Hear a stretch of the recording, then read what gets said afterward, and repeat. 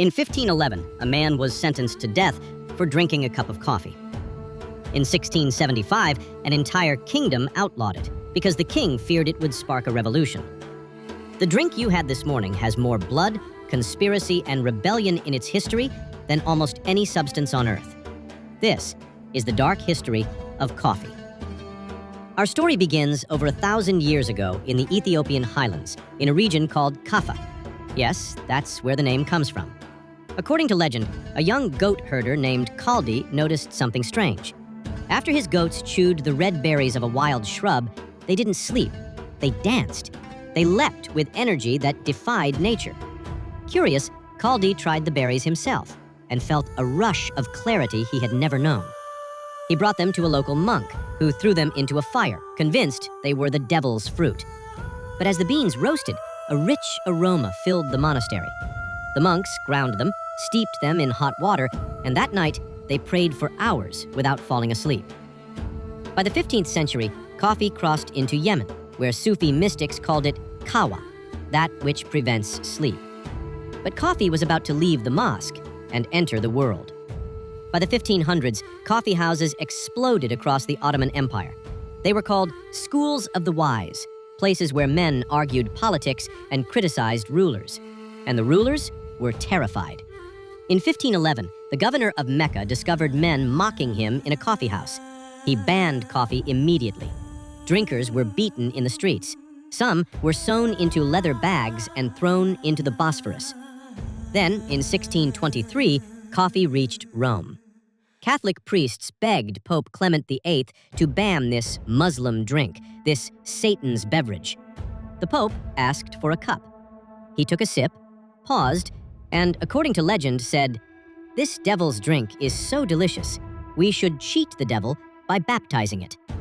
And with that, coffee became Christian. But the real revolution was just beginning. In 1675, King Charles II of England ordered every coffee house shut down. Why? Because over 3,000 of them in London alone had become hotbeds of rebellion. He called them seminaries of sedition. Public outrage was so violent, he reversed the ban in just 11 days.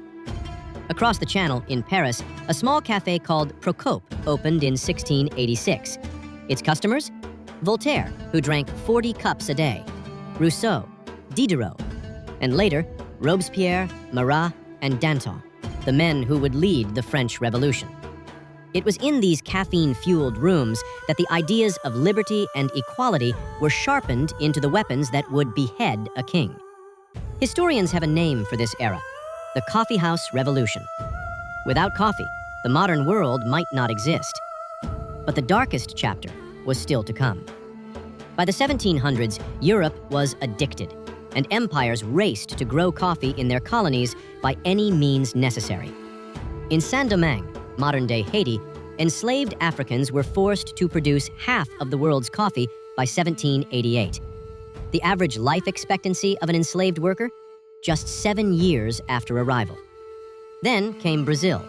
By 1900, it produced 80% of all the coffee on Earth, built on the backs of nearly 5 million enslaved Africans. More than any other country in the Western Hemisphere. Brazil was the last country in the Western world to abolish slavery in 1888.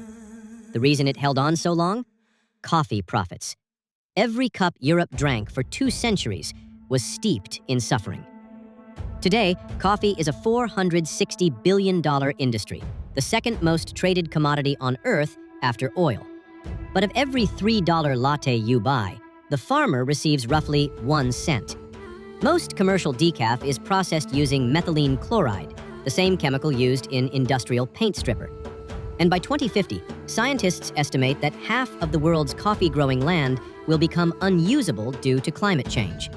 The drink that built empires may not survive the century. So the next time you take a sip, ask yourself this: if a single bean could topple kings, ignite revolutions, and enslave millions, what is it doing to the world we live in right now? Drop your answer in the comments. And if you want more stories history forgot to tell you, stay a while.